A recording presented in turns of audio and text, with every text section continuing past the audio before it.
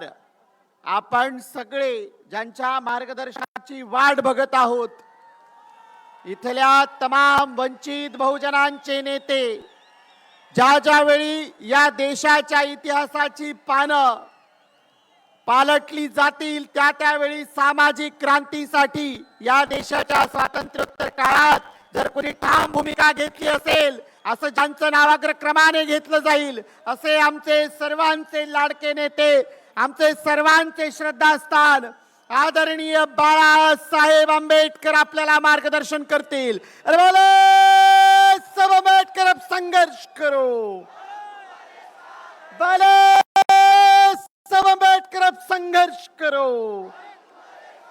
अरे जय जय जय जय जय भीम। भारतीय संविधानाचा, अरे संविधान के सम्मान में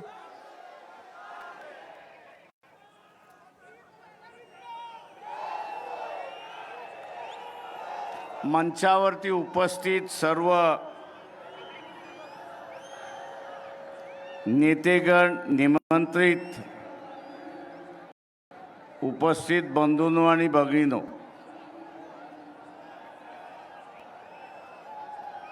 वेळेचा अभाव आहे याची मला कल्पना आहे।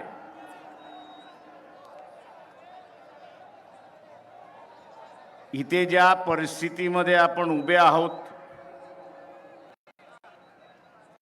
संविधान आज आहे आणि म्हणून आपण आज सारा संविधानाचा सन्मान करत आहोत। पण जी गती चाललेली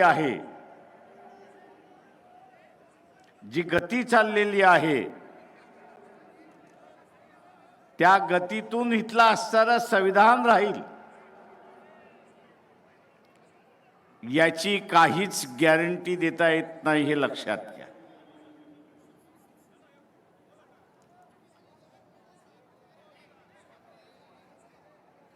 इथली काहीच गॅरंटी देता येत नाही।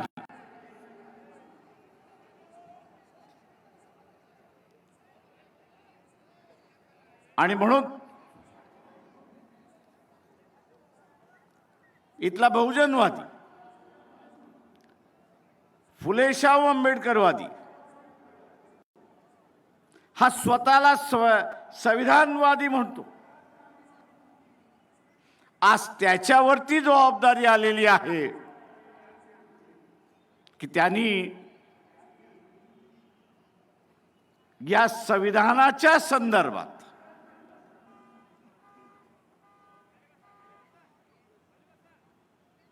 जी काही भूमिका या ठिकाणी बीजेपी RSS मांडते, ती सर्वसामान्य माणसांपर्यंत घेऊन जाणं आणि काळाने टाकलेली जबाबदारी ही आपण ओळखली पाहिजे की आज विरोधी पक्ष शिल्लकच राहिलेला नाही। कदाचित विरोधी पक्ष शिल्लक राहिला असता तर त्यांनी नकली प्रश्न उपस्थित केले नसते, तर त्यांनी असली प्रश्नाला हात घातला असता, हे लक्षात घ्या।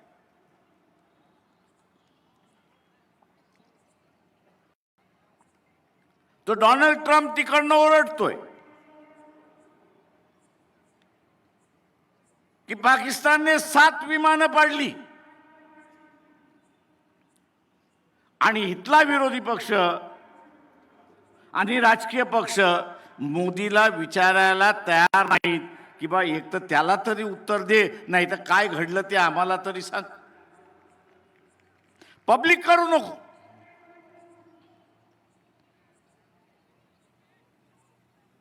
पण जे मान्यता प्राप्त राजकीय पक्ष जे आहेत,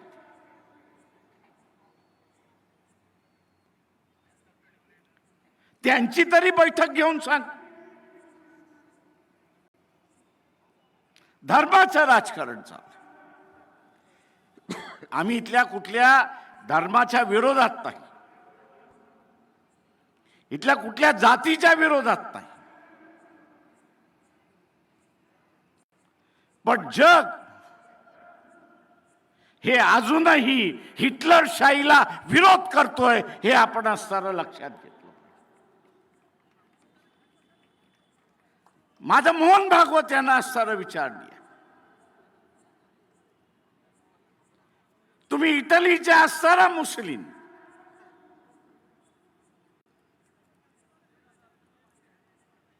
हिटलरला तुम्ही भेटून आलात की नाही 30 साली, हे असताना सांगा. हे तुमचे आदर्श आहेत की नाही याचं असताना सांगा.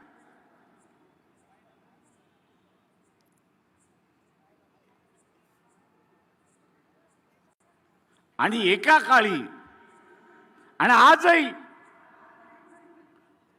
बैठकांमध्ये हिटलर आणि मुसोलिन हा आमचा असणारा हिरो आहे म्हणून म्हटलं जातं. दुसऱ्या महायुद्धाचं जनक होते तर हिटलर होता आणि मुसोलिन होता, अशी परिस्थिती.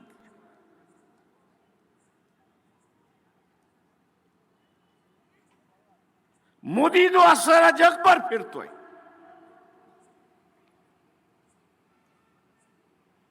आणि जे भारतीय बसलेले आहेत इतर देशांमध्ये त्यांच्या सभा घेतोय.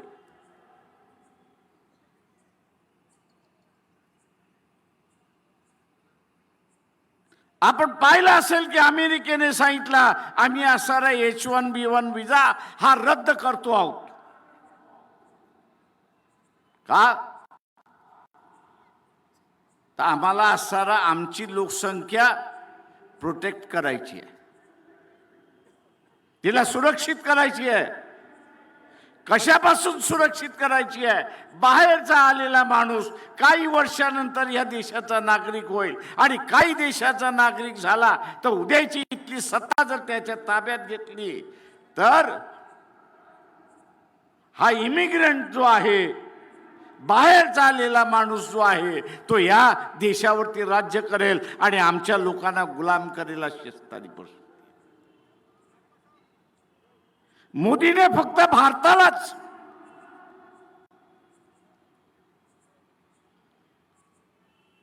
नुकसान पोचवलेलं नाही,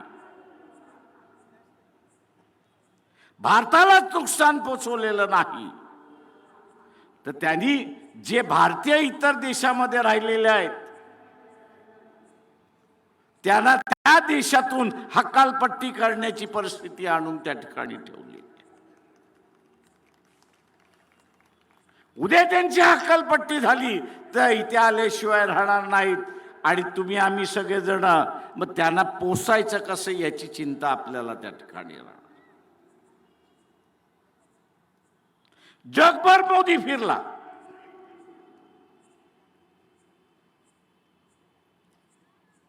रशियाचं कच्चं तेल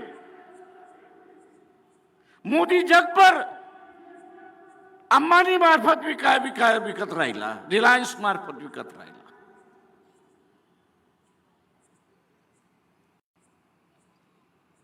पण जे काय 12 दिवसाचं युद्ध भारताचं झालं, 4 दिवसाचं युद्ध झालं असं म्हणा पाकिस्तान बरोबर, एक देश तरी तुमच्या बरोबर उभा राहिला का?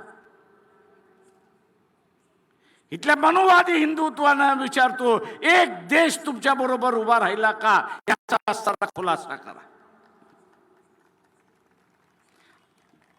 आज एकही नाही.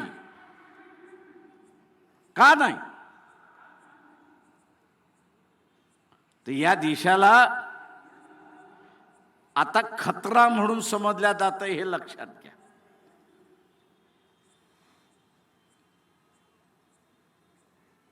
या देशाचे जे राजकारण करतात आहेत, सत्तेमध्ये आहेत, RSS BJP आहे, त्यांना असणारा जग आता खतरा म्हणून समजायला लागलेला आहे.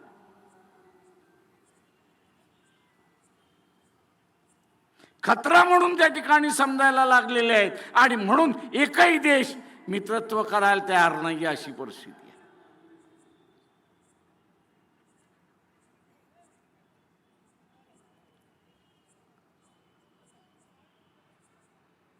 जगभरात मित्र नाही, अशी असणारी परिस्थिती.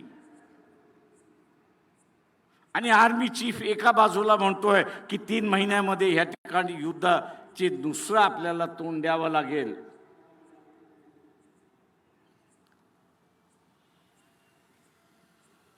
पाकिस्तानला आज मदत कोण करते? अमेरिका करते, इंग्लंड करते, फ्रान्स करते, जर्मनी करते, चायना करते आणि रशिया सुद्धा करते. अशी असणारी परिस्थिती.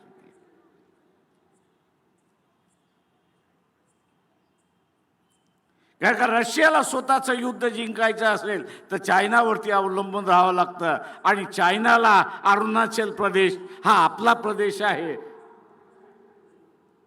म्हणून सिद्ध करून घ्यायचंय आणि भाग घ्यायचा आहे.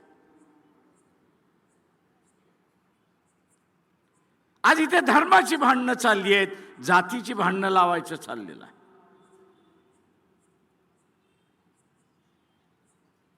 इथला मीडिया जो आहे तू ह्याची चर्चाच करायला तयार नाही. त्याच्यावरती बोलायला तयार नाहीये.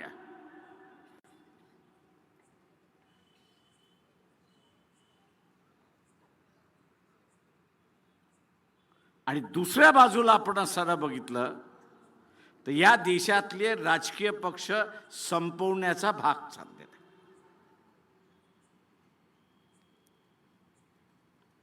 विडा उचललेला आहे. खरीद फरोश करो. माझं रिझर्व्ह बँकेला असं आव्हान आहे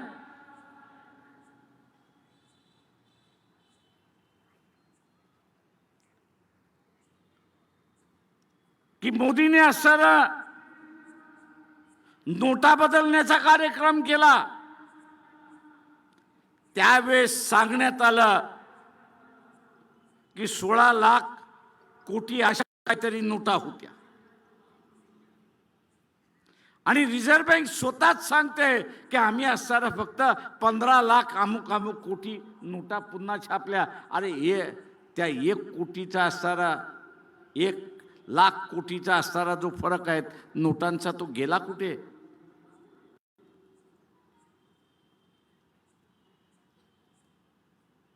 दुर्दैवाने मी म्हणेन की या देशातल्या विचारवंताबद्दल बाबासाहेबांनी जे त्यावेळेस म्हटलं होतं ते आज खरं व्हायला लागलं. तो म्हटला इथला इंटेलेक्च्युअल क्लास आहे, इथला विचारवंताचा वर्ग आहे. पण बाबासाहेब म्हणाले होते दुर्दैव आहे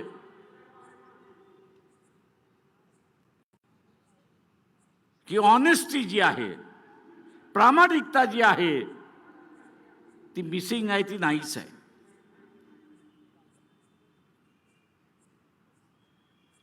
ती त्याच्या स्वतःशी सुद्धा इमानदार नाही अशी असणारी परिस्थिती.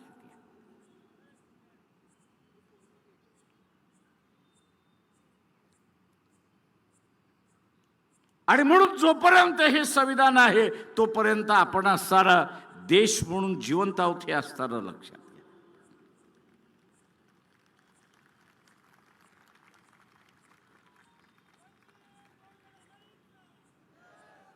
एका स्कॉटलंडच्या असणाऱ्या सभासदाचा असणारा पार्लमेंटमधल्या सभासदाचा असणारा उदाहरण देऊन बाबासाहेब असं म्हणाले होते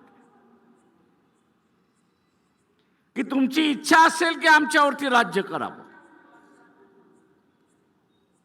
त्याचं भाषण बाबासाहेबांनी तिथे असणारं मांडलं होतं आणि त्यांनी असं मांडलं की तुमची इच्छा असेल की आमच्यावरती राज्य करावं पण आमची इच्छा आहे की आम्ही स्वतंत्र राहायला पाहिजे. त्याचं काय?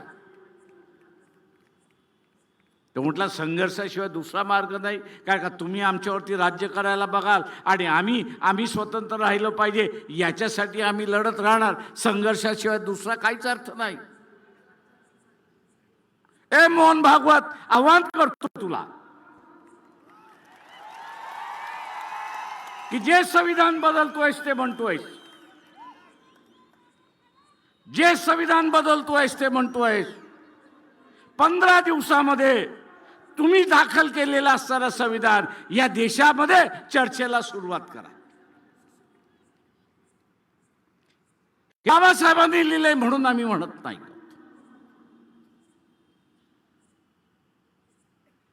तुम्ही लिहिलेलं संविधान याच्यापेक्षा चांगलं असेल तर त्याची चर्चा होऊ द्या. आम्ही फक्त असताना संविधान बदलणार एवढंच फक्त बोलायचं आणि इथलं वातावरण तापवायचं.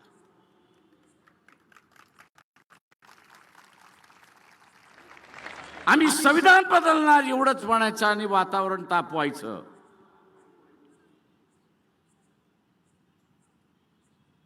इथल्या सगळ्या ज्यांना या देशाचं असणारं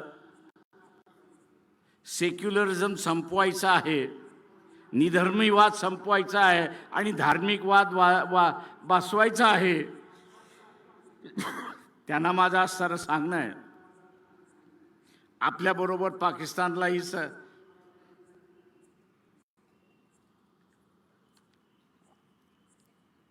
आपल्याबरोबर पाकिस्तानलाही स्वातंत्र्य मिळालं. ईस्ट पाकिस्तान, वेस्ट पाकिस्तान 80% दोन्ही भागातली जनता ही मुस्लिम धर्माचे होते. धर्म हा त्यांचा आधार होता. पण 70-71 मध्ये वेस्ट पाकिस्तानने ईस्ट पाकिस्तानवरती अत्याचार केले. त्यांची असणारी लोकशाहीतली मेजॉरिटी त्यांनी असणाऱ्या स्वीकारली नाही. युद्ध झालं, नवीन बांगलादेश निर्माण झाला. नवीन बांगलादेश या ठिकाणी निर्माण झाला. ताजं उदाहरण आपल्याकडे आहे की धर्माच्या आधारित राष्ट्र हे कधी टिकत नाही. धर्माच्या आधारे राष्ट्र कधी टिकत नाही. राष्ट्र हे टिकतं समतेच्या जोरावरती. राष्ट्र हे टिकतं स्वातंत्र्याच्या जोरावरती. राष्ट्र हे टिकतं बंधुत्वाच्या जोरावरती, सन्मानाच्या जोरावरती. धर्मावरती टिकलेलं नाही. आणि म्हणून चॅलेंज आहे की आणा तुमची संविधान जे लिहिलं असेल ते खुलेआम त्याची असणारी चर्चा करू. ते आणू शकत नसाल,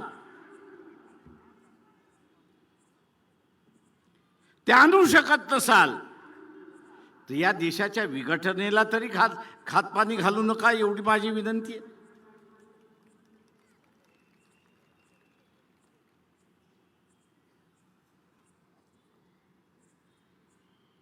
वैचारिक भांडण हे वैचारिक भांडण राहील. आज वैचारिक भांडणाचं युद्धामध्ये दिसतंय. 2दा युद्ध थांबवली मी.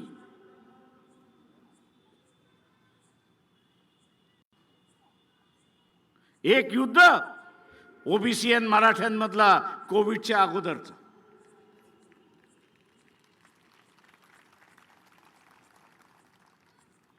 ओबीसी आणि मराठ्यांमधलं कोविडच्या अगोदर. आणि आता पुन्हा असणारं भांडण, यात्रा काढली नसती तर पुन्हा असणारं दोघांनी एकमेकांची घरदारं जाळली असते आणि संसार उद्ध्वस्त झाला. नामांतरामध्ये घर उद्ध्वस्त झालेला मी स्वतः माझ्या डोळ्याने पाहिलेला आहे. तर ते उद्ध्वस्त संसार ज्यावेळेस होतात त्यावेळेस त्याच्या भावना काय असतात हे आपण लक्षात घेतलं. आणि हे उद्ध्वस्त करण्याचं धोरण कोणाचं आहे, दुसरा तिसरं कोणाचं नसून हे असणारं RSS BJPचं हे आपण लक्षात घ्या.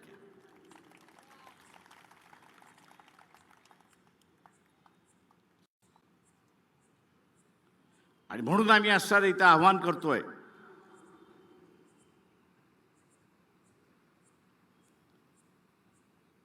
आणि म्हणून इथलं असणारं आव्हान आहे की या देशावरचं जे संकट आहे या देशाला जे असणारा एकही मित्र नाही, त्याचं कारण हेकेखोरपणा हे लक्षात घ्या. आणि हा एकेखोरपणा कोणाचा? तर या देशाच्या पंतप्रधानाचा, नरेंद्र मोदी. मी विश्वगुरु, जगतगुरु, आणि अमेरिकेकडे भीक माग आणि रशियाकडे भीक माग अशी असणारी परिस्थिती.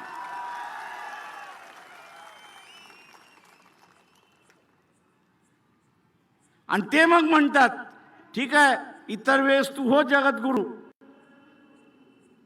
विश्वगुरु, युद्धाच्या वेळेस तू आमच्याकडेच येशील ना.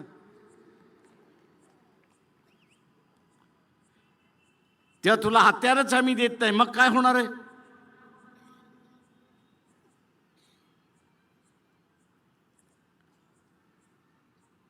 इथल्या असणाऱ्या सनातनवाद्यांना विचारतो, उद्या युद्ध झालं आणि अमेरिका असेल, इंग्लंड असेल, फ्रान्स असेल, जर्मनी असेल, रशिया असेल, चायना असेल, हे जर पाकिस्तानला हत्यार देणार असेल तर तुम्ही टिकणार आहात का?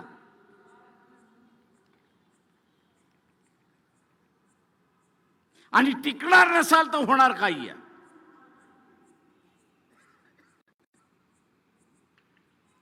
ज्याची चर्चा या ठिकाणी केली जात नाही ती म्हणजे भारत हा जगातला सगळ्यात मोठा मार्केट आहे, हे लक्षात घ्या.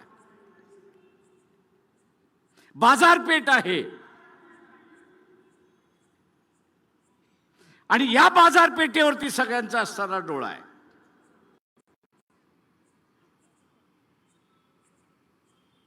अगोदरच्या सरकारने थोडं थोडं थोडं थोडं सगळ्यांना असणारा दरवाजे उघडे केले आणि आपले संबंध जपले.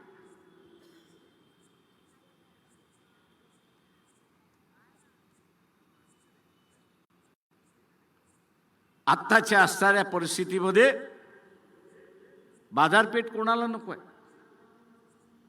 स्वतःवरूनच ठरवा. एखादी सोन्याची पेटी तुम्हाला पळवता आली तर तुम्ही पळवणार की न पळवणार हे सांगा. पळवणार की न पळवणार? मग जी तुमची वृत्ती आहे ती जगातल्या माणसाची झाली तर काय हरकत आहे?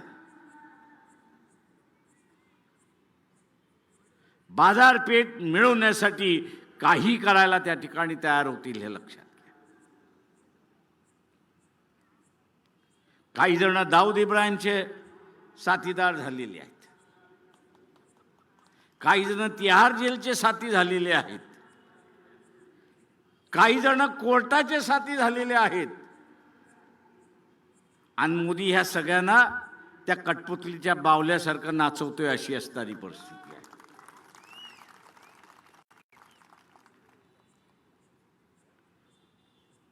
काही दिवस हा तमाशा व्यवस्थित चालला, पण आता भारतीयाने शांतपणा जर स्वीकारला नाही, इथल्या असणाऱ्या विचारवंतांनी आपला आवाज बुलंद केला नाही. खाजगीमध्ये अनेक जण मला अनेक गोष्टी सांगत असतात आणि मी त्यांना म्हणत असतो, राजे हो, माझ्याशी बोलताय तसं पब्लिकशी बोला.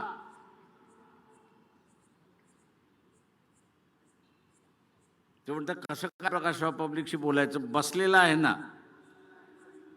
म्हटलं कोण? म्हटलं नरेंद्र मोदी. ते म्हणतात, म्हटलं नरेंद्र मोदी ह्या देशाचा नोकर आहे, हे पहिल्यांदा लक्षात घ्या. तो आहे प्राईम मिनिस्टर, तो जगासाठी भारताचा प्राईम मिनिस्टर आहे आणि ते आम्ही मानतो. पण ह्या देशाच्या नागरिकासाठी तो एक नोकर आहे, हे असताना लक्षात घ्या. सत्ता ही खऱ्या तुमच्या हातामध्ये आहे. सत्ता ही सर्वसामान्य माणसाच्या हातामध्ये आहे. पण तोच जर चिरीमरीमध्ये विकत गेला, जुनी म्हण होती राजा तशी प्रजा. आता फक्त उलट झालेलं आहे.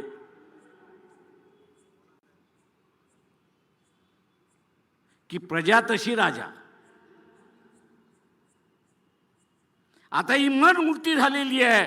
प्रजा तशी राजा. प्रजा जर बेईमान असेल तर राज्यकर्ता कुठला असणार इमानदारीत राहणार आहे.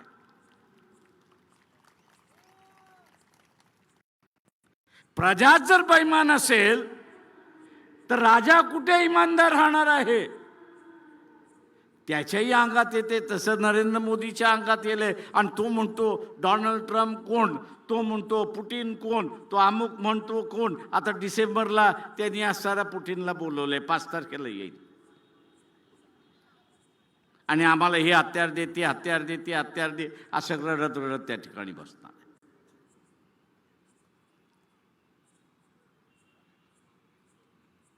आत्ताचा असणारा हा जो काळ आहे, आपण आपल्या प्रश्नावरती तर लढतो. आरक्षणाचं असेल त्याच्यावरती लढतो, अभिमानाचा आहे त्याच्यावरती लढतो, बेरोजगारी आहे त्याच्या विरोधात लढतो.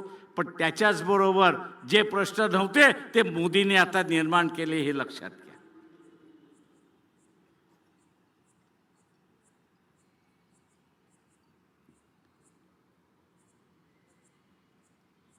मोदींनी निर्माण केले हे आपण सरळ लक्षात घ्या. पहिल्यांदा मी असं म्हणालो, या देशाच्या लोकशाहीने लोकांना प्रगती केलं की न केलं. आता ते म्हणतात आहेत की शिक्षण व्यवस्था खराब होती. अरे नालायकांनो, याच शिक्षण व्यवस्थेने तुम्ही अमेरिकेला पोचलात ना, याच डिग्री घेऊन तुम्ही पोचलात ना. आणि ज्या डिग्री घेऊन तुम्ही पोचलात त्यालाच तुम्ही आता असताना म्हणायला लागलात की ही खराब आहे, आम्हाला असं पुन्हा गोकुळ व्यवस्था आणायची आहे. पण ती आम्ही मान्य करू तेव्हा ना.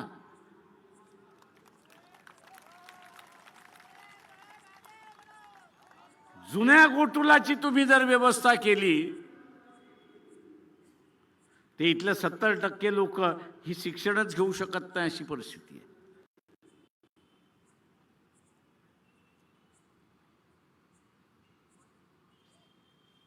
आणि म्हणून माझं आव्हान आहे आपल्या सगळ्यांना,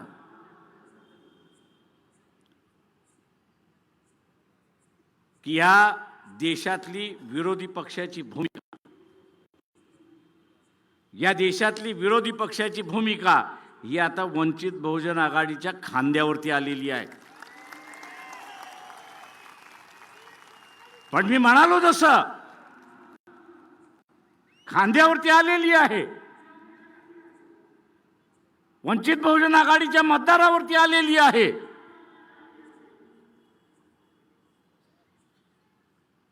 पण या मतदाराचं चारित्र्य कसं राहणार, या मतदाराचं चारित्र्य कसं राहणार. तो स्वतःचा कबाब शबाब आणि महात्मा गांधी खाणार की इलेक्शन मधला कबाब शबाब आणि महात्मा गांधीवरती जगणार, हे त्याच्यावरती ठरवेल की की देशामध्ये वंचित बहुजन आघाडी ही विरोधी पक्षाची भूमिका बजावणार नाही. पक्षाचा कार्यकर्ता सक्षम आहे, पक्षाचा कार्यकर्ता सक्षम आहे, पण पक्षाचा मतदार हा सुद्धा सक्षम असला पाहिजे, हे पहिल्यांदा आपण सर्व लक्षात घ्या.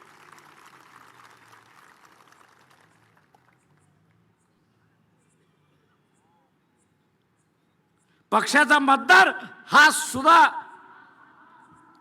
सक्षम असला पाहिजे.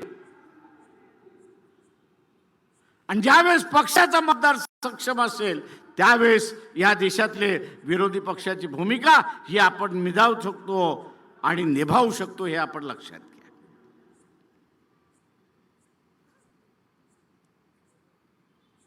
माझं आव्हान आहे आपल्या सगळ्यांना, काश्मीरमध्ये ब्लास्ट झाला, चुकीचं झालं. ज्यांनी कोणी केले त्याला असताना सजा झाली पाहिजे. ज्यांनी कोणी केले त्याला असताना सजा झाली पाहिजे. पण त्याच्यामुळे असताना सगळे काश्मीरी टेररिस्ट आहे असं जे संबोधनाला लागलेलं आहे सरकार, हे चुकीचं आहे. मी असताना विचारतोय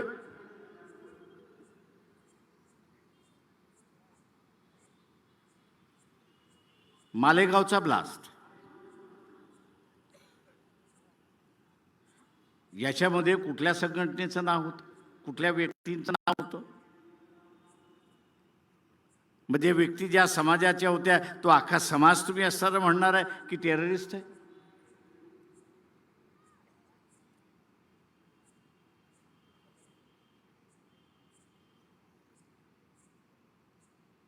हे जे मार्किंग केलं जाते, ब्रँडिंग केलं जाते,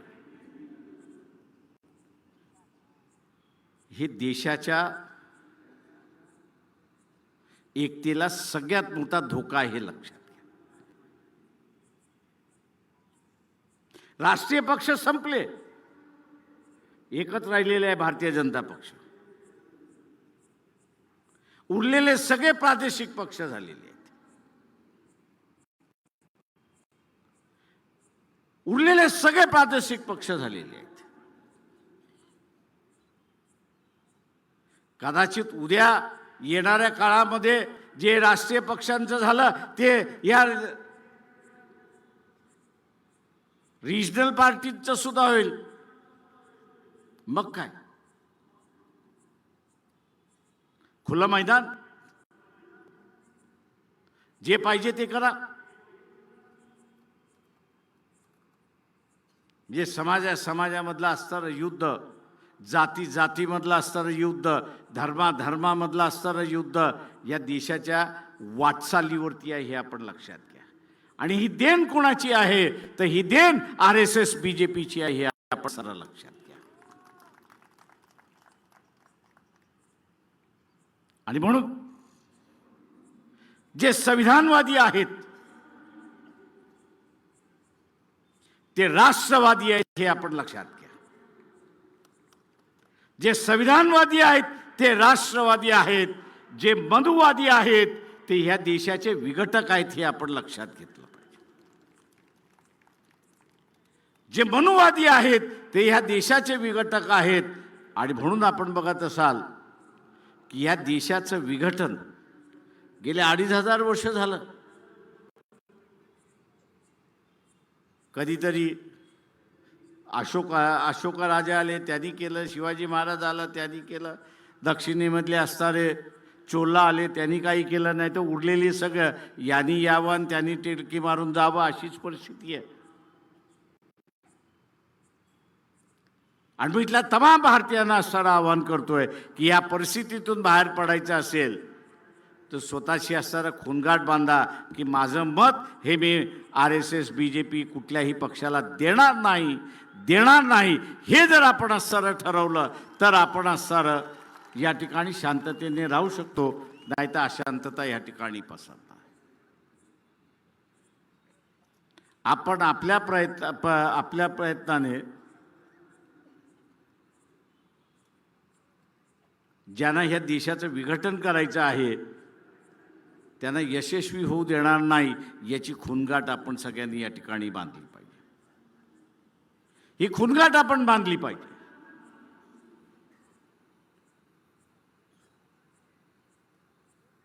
RSS म्हणतं की आम्ही असं ब्रिटिशांच्या अगोदर आला असेल.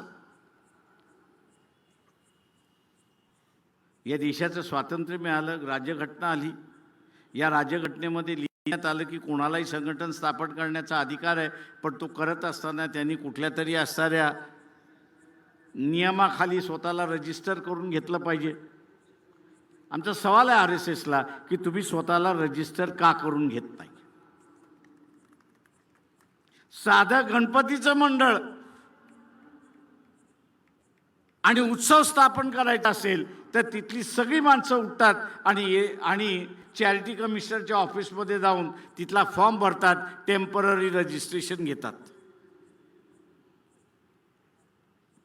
कशासाठी?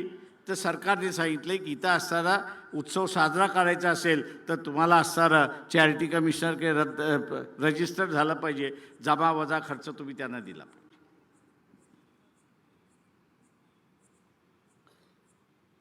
मोहन भागवत, तुम्ही सांगा की तुम्ही रजिस्टर का स्वतःला करत नाही? इथल्या कायद्यासमोर तुम्ही झुकत का नाही?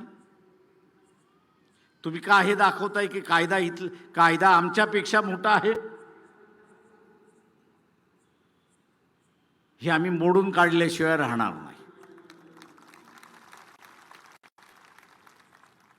औरंगाबादच्या कोर्टामध्ये यांच्या विरोधात पुन्हा केस दाखल झालेली आहे की तुम्ही रजिस्टर का केलं नाहीत एवढं सांगा म्हणून.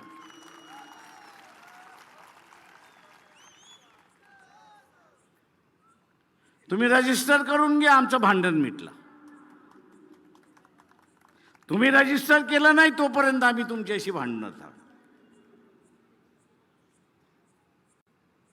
आणि मग टोकाचं भांडण करावं लागलं तरी आम्ही ते टोकाचं भांडण त्या ठिकाणी करा.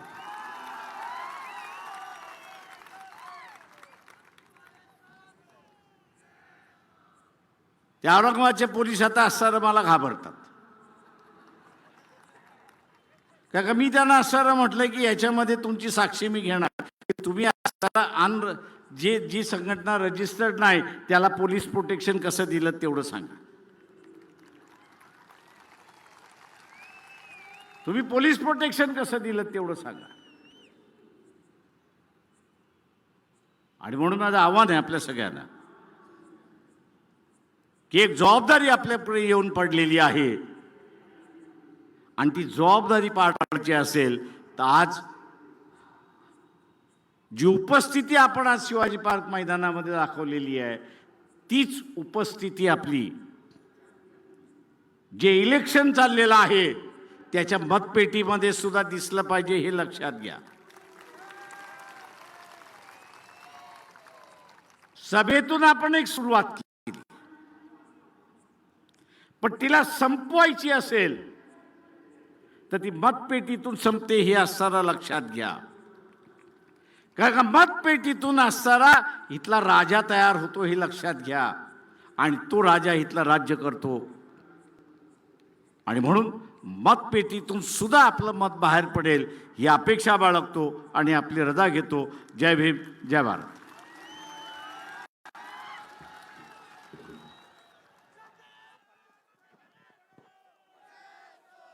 सर्वांना